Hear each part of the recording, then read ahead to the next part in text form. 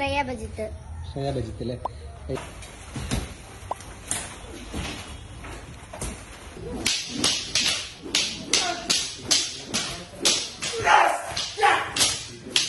ഇന്നത്തെ കാലത്ത് തീർച്ചയായിട്ടും പെൺകുട്ടികൾ പഠിക്കേണ്ട ഒരു കാര്യമാണ് ആയോധനകല.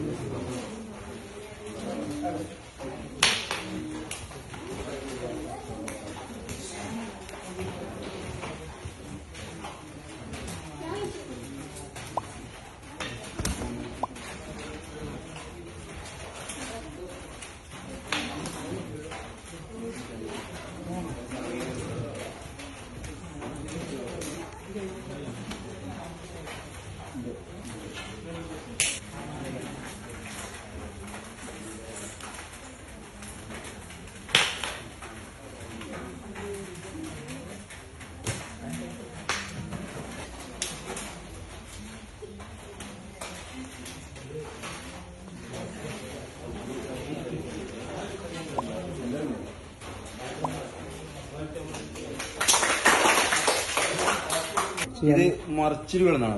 അതായത് കുട്ടികളെ ശരീരം ഒതുക്കിയെടുത്തിട്ട് മറിഞ്ഞ് ഇതൊരു ഒഴിച്ചിലാണ്, ഒഴിയുക, അടിതടയിൽ നിന്ന് ഒഴിഞ്ഞു മാറുക എന്നാണ്. ഒരു അക്രമികളിൽ നിന്നും ഒഴിഞ്ഞു മാറാൻ മറിച്ചിലാണ് ഇതിന്റെ പ്രധാനം. മാഷ് ഇതിപ്പോ എത്ര കാലമായി മാഷ് ഇപ്പോ തുടങ്ങിയിട്ട്? മേൽമുറിയിൽ 83-ലാണ് ഞാൻ ആദ്യമായിട്ട് കളരി ഗുരുവിന്റെ കീഴിൽ തുടങ്ങിയത് അല്ലേ? 83-ല് തുടങ്ങി 89-ൽ ഞാൻ ഗുരുവിന്റെ കീഴിൽ കുട്ടികളെ പഠിപ്പിക്കല്, അതിന്റെ സഹായത്തോടെ പഠിപ്പിക്കൽ തുടങ്ങിയിട്ടുണ്ട്. അങ്ങനെ ഇത് 83-ല് മറ്റു കേരള രജിസ്ട്രേഷൻ കിട്ടി തുടങ്ങിയിട്ടുണ്ട്. അങ്ങനെ 93-ലാണ് ഞാൻ പി നിൽക്കുന്ന സ്ഥലത്ത് കളരി തുടങ്ങിയത്. 93-ല് തുടങ്ങിയിട്ടുണ്ട്. അന്ന് മുതൽ ഇന്ന് വരെ ഈ കളരി ഇവിടെ നിന്നിട്ടില്ല, അങ്ങനെ തുടർന്നുകൊണ്ടേയിരിക്കുകയാണ്. പഴയ ശിഷ്യന്മാരെ മക്കളാണ് എന്റെ അടുത്തുള്ളത്. ശിഷ്യന്മാരൊക്കെ ഇപ്പോ കളരിയിലുണ്ട്, കളരി ഗുരുക്കന്മാരായിട്ടുള്ള ശിഷ്യന്മാരുണ്ട്, ഗൾഫിലുണ്ട്, ഓരോരോ ജോലികളായിട്ടുള്ളവരുണ്ട്. ഇപ്പോഴും അവരെ സഹകരണം ഇന്നും എനിക്ക് ഇവിടെ അവരുണ്ട്. ഇപ്പോൾ അവരാണ് കൂടുതൽ എന്നെ ഏറ്റവും കൂടുതൽ സഹായിക്കുന്ന ശിഷ്യന്മാരാണ്. ഗുരുവിന്റെ പേര് മുഹമ്മദ് കുഞ്ഞുഗുരുക്കൾ. മേൽമുറി 27-ലാണ്. അന്ന് ഇല്ല, യാത്രയില്ല, മരണപ്പെട്ടു. പിന്നെ അവരുടെ ഗുരുവാണ് AP മോയിൻ ഗുരുക്കൾ, മഞ്ചേരി. അവരുടെ കീഴിൽ നിന്നാണ് ഞാൻ ചികിത്സയും വിദ്യയും പഠിച്ചത്.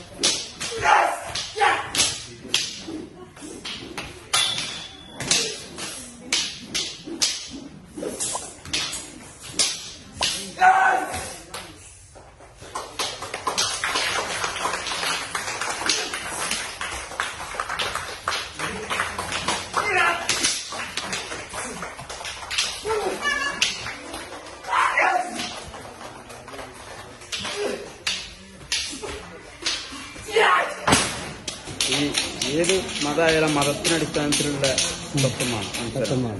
ഇവിടെ ഇപ്പൊ എല്ലാ മതത്തിലും എല്ലാ വിഭാഗക്കാരും പഠിക്കുന്ന ഒരു കളരിയാണ്. കളരിക്ക് ഇതില്ല, ജാതി മതമില്ല. എല്ലാ കുട്ടികളും എന്റെ കയ്യിലുണ്ട്. എനിക്കൊക്കെ എല്ലാ മക്കളാണ്. എന്റെ മക്കളെ പോലെ നോക്കുന്ന മക്കളെ അല്ല. അങ്ങനെ തന്നെ എന്നും കാണണോ, എന്നും കാണാൻ പറ്റുള്ളൂ കളരിയിൽ. ഇപ്പൊ എത്ര ആളുകള് പിന്നെ ഇപ്പൊ പഠിക്കുന്നുണ്ട്? ഇവിടെ ഒരു 100ഓളം പെൺകുട്ടികൾ എന്റെ അടുത്ത് ഉണ്ട്, 200ഓളം ആൺകുട്ടികളുണ്ട്. ഇപ്പോ കോവിഡ് ആയതുകൊണ്ട് പ്രോട്ടോകോൾ പ്രകാരം അവരെ വളരെയധികം അകലം പാലിച്ച് പിന്നെ 5-6 തവണ ആയിട്ട് പഠിപ്പിക്കുന്നത്. ഒരു കുട്ടി 15-16 കുട്ടികൾ പേര് അങ്ങനെ ദിവസങ്ങളായിട്ട് മാറി പെൺകുട്ടികൾ സാധാരണ ആഴ്ചയിൽ 2 ദിവസം ശനിയാഴ്ചയും ഞായറാഴ്ചയാണ് പെൺകുട്ടികൾക്ക് നമ്മൾ കൊടുക്കുന്നത്. ഇപ്പോൾ അങ്ങനെയല്ല. ഇപ്പൊ സ്കൂളിൽ ഇല്ലാത്തതുകൊണ്ട് അവർക്ക് ഓരോ ടൈമിനനുസരിച്ച് മാറി കൊടുക്കുന്നു. ആൺകുട്ടികൾക്ക് പെൺകുട്ടികൾ ഇല്ലാത്ത ദിവസം കൊടുക്കുന്നു. പെൺകുട്ടികൾക്ക് പെണ്ണുകളിൽ പഠിപ്പിക്കുന്ന ആളുകൾ വേറെ നമ്മൾ ചെയ്യുന്നുണ്ട് അല്ലേ? ഇത് ഓതിരം കുത്തിമറിയാന്ന് പറയും. ഓതിരം എന്ന് പറഞ്ഞാൽ ശിരസ് കുത്തിമറിയാം. അതെ അല്ലേ? അതൊരു മെയ്യ് ഒതുക്കിയെടുക്കുക. ഓക്കെ.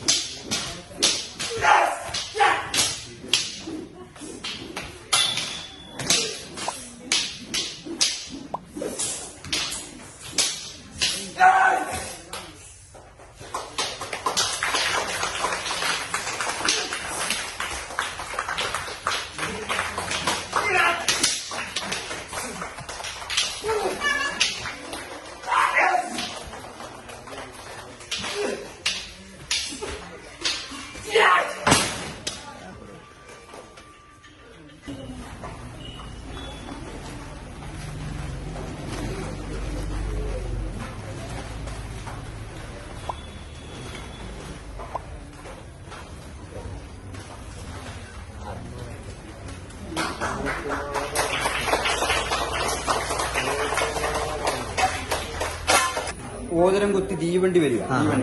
ഓക്കെ.